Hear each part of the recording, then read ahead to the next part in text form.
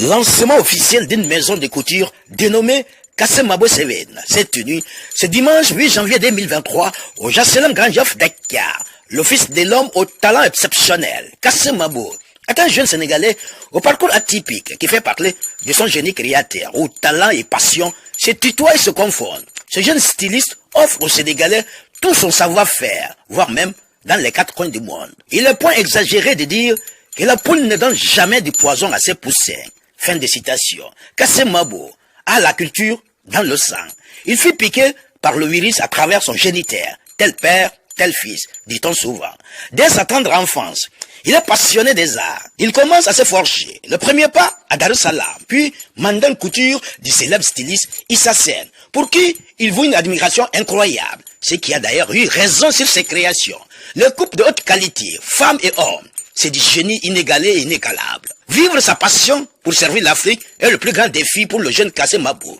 Faire vivre le génie africain dans le concert des nations. Kassemabo incarne le porte-flambeau d'une génération émancipée et entreprenante. Malgré son jeune âge, il continue son chemin avec abnégation. Il faut aimer ce que l'on fait, c'est en cela qu'on peut avancer dans la vie. Comme dit un adage, les incisives sont des plus vieilles des dents. Cependant, seuls les moleurs savent casser l'os profitable. Fin de citation. Comme pour dire, malgré son jeune âge, ses qualités du savoir-faire sont intarissables. C'est en 2012 que le jeune styliste a décidé de créer sa propre marque Kassemabo Seven pour offrir ses 12 années d'expérience aux générations futures. L'on peut réussir en travaillant. Il faut se former pour créer de belles choses, mettant l'accent surtout sur la formation. Kassemabo a habillé certaines personnalités, à savoir Youssou N'Dour, le roi d'Imbala, Ousmane Sonko, pour ne citer que ceci. Pour arriver au sommet de son art, il a dû passer dans les bonnes mains sous l'influence de son père, qui fut un grand styliste, et d'autres stylistes ont contribué à ce qu'il est devenu aujourd'hui. Kassemabo n'a pas manqué d'interpeller la jeunesse de se former et avoir un métier, car seul le travail paye. Kassemabo nous fait le point à travers cette interview qu'il nous a accordée. Bonsoir. Salaamaaleykum maa ngi nuyu ñu tey yëpp merci beaucoup Sira di jégalu bu baax ci commencé bi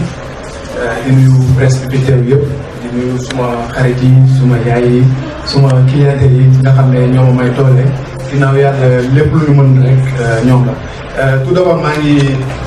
tàmbalee di sant bu baax sumay ñaari waajur avant maa def dara di sant bu baax suma yaay di ko ñaanal fan bu gudd ak wér di ñaanal bu baax sama papa aussi di ko ñaanal fan bu gudd ak wér di nuyu aussi suma frère Serigne Fallou di nuyu suma yeneen frère yëpp alhamdulilah bi ñu tàmbalee liggéey lii ba tey foog naa ne dañu dafa am ñu ñuy jàppale mun naa ne sunu famille la mais dama ciy jiital clientèle yi nga xamante ni bii nii ñoom la ñu yàlla boole depuis boobu ba tey ñu nekk ak ñoom voilà li ma wax léegi rek mooy lépp lu ñu mën tey ñoom la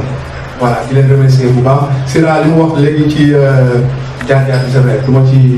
jaar voilà kenn rek laa xamante ne bii nii dama koy ñaanal bu baax mu jëm gënal ko fi mu jógee muy Issa Sen man tey bu ma bëggee ñaw wala ma am amour bi moom la voilà parce que dafa am lu bëree bëri loo xamante ne daf ma marqué ci moom ci dundam voilà bi may njëkk dooree mooy di sant bu baax suma benn mag bu tudd Mor Kassé ci moom laa njëkk a jaar di nuyu Bassirou Soxna depuis Paris moom aussi dafa bokk ci ñu ma tàggat voilà di nuyu As moom aussi dafa bokk ci ñu ma tàggat maa ngi sant nag bu baax a baax sama benn frère bu nga xam ne ñoo bokk ndey ak baay muy Serigne Fallou maa ngi koy sant bu baax a baax voilà di leen jaajëfal bu baax xam naa ne xaw na ko du tuuti su fekkee dañuy commencer question yi rapidement comme ça ñu mën a libérer sunu xarit yi comme ça ñu wax ci suuf visite showroom bi voilà. jaar-jaar bi ouais merci jaar-jaar bi mooy li Sira résumé sànq mais xaaral ma jaaraat ci foog naa ne sama benn frère ci moom laa njëkk a nekk voilà muy Mor Kassé maa ngi koy nuyu bu baax di nuyu Basirou Soxna moom aussi tamit bokk na ci ñi ma formé depuis France maa ngi koy nuyu bu baax voilà jaar-jaar bi loolu la ci ñooñu laa jaar aussi ci maison de couture yu gën a mag ci Sénégal voilà jëlee fa benn expérience c'est vrai que moo kase moo ma jàngal métier ak Basirou Soxna voilà mais après dama xawoon soog parce que affaire booy def dara bëgg ko rek daf lay jaral lu nekk daf ñu jaraloon ñuy gëstu en plus tamit ñu utiliser waale suñu xel parce que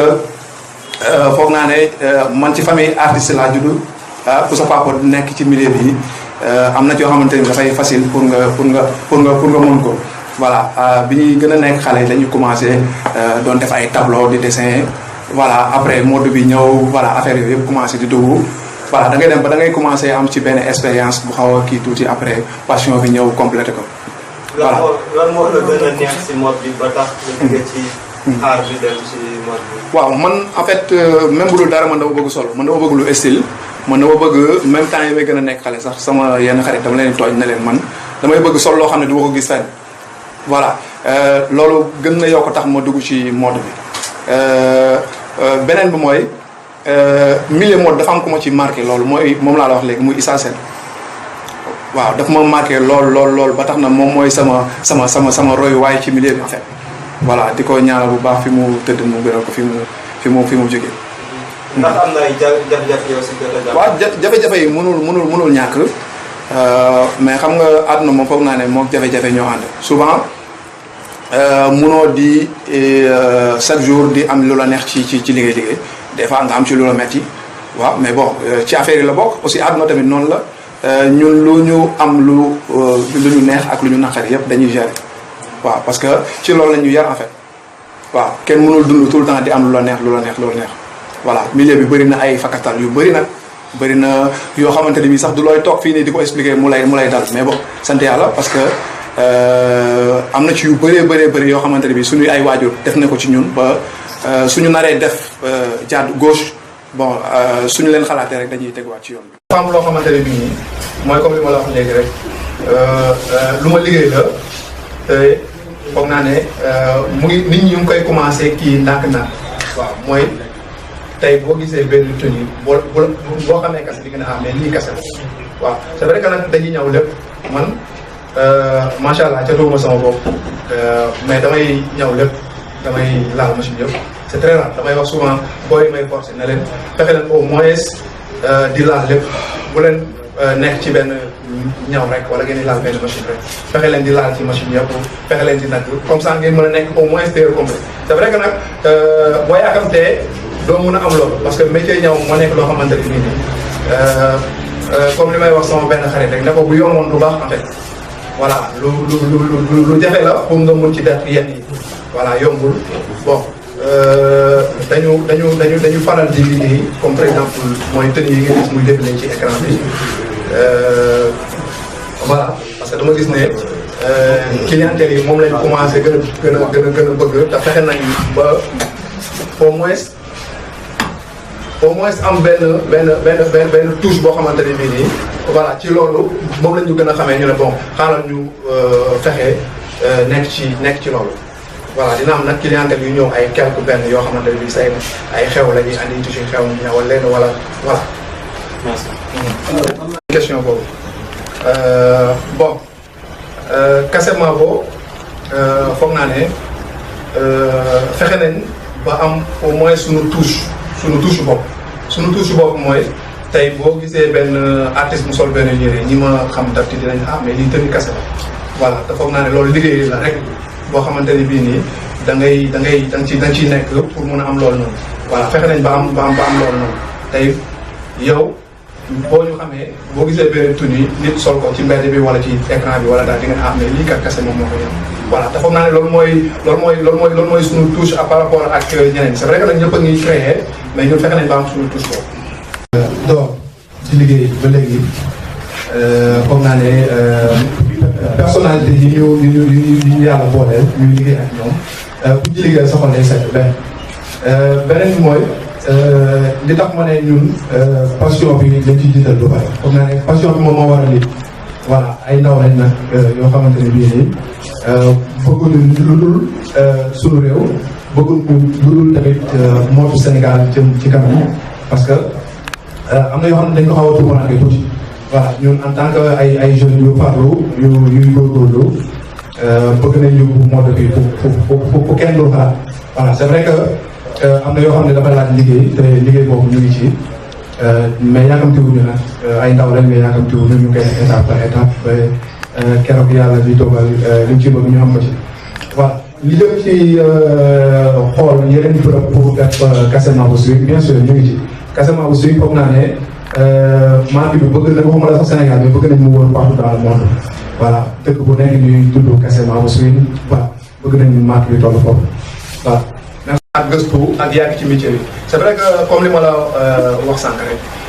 di ñaaxaat bu baax sama moromu jeunes yi sama moromu rakk yi ñu gën a jàng métier bu baax parce que dafa am solo tey ñun temps bi ñu def ci sunu jàng métier moo tax tey sunu pour ñu créer dara dafay yomb tey pour ñu def benn affaire boo xam ne doo ko gis fenn dafay yomb voilà li ñu ko may mooy jàng métier bi ba mu mokk mooy facilité que yow lii loo ci bëgg a def da nga ko ciy def